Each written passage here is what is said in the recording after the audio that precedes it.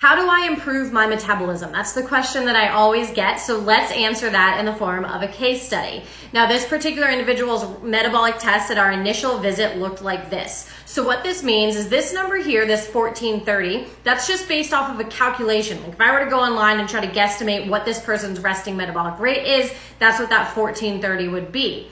The 1,110 is what our machine actually measured her resting metabolic rate to be. So of course that's lower. That's a lot lower than what we would predict it to be. And that was happening because this person was over exercising and under fueling her body. Now she did not have a diagnosed eating disorder. She was just doing what she thought she was supposed to do to lose weight. This person was running for about 45 minutes to an hour, 5 to 6 days a week. And she was trying to restrict her calories to about 1,200 to 1,400 calories a day. So what happened here is her body adapted. And how it adapted is that metabolic rate dropped because she was under eating and over exercising, and her body didn't want to burn more than it was being given. What we're also seeing here on these little graphs, right, is that her body was breaking down 8.1% more of her lean mass and muscle than it should be.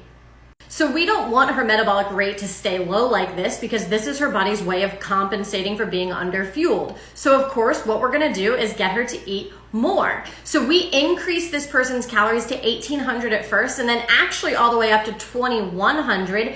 And I'm not a personal trainer, but I did direct her in the right way to figure this out. She worked with someone to do some more strength training as opposed to cardio to work on building some lean mass. The combination of eating more food and building lean mass is what's going to restore this metabolic rate and get it up to that 1430 or higher where we want it to be.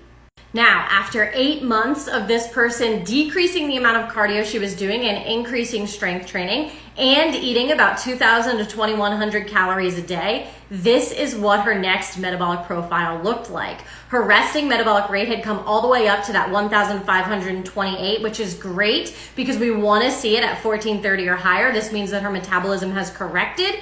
And then we see here her body's no longer breaking down too much of her lean mass. So eating more and fueling her body enough and backing off a little bit on the cardio, both of those things together helped improve her metabolic rate. That's the only way to do it. Don't fall for a metabolism booster or any sort of supplement like that. This took 8 months to do. Like I always say, slow and steady wins the race.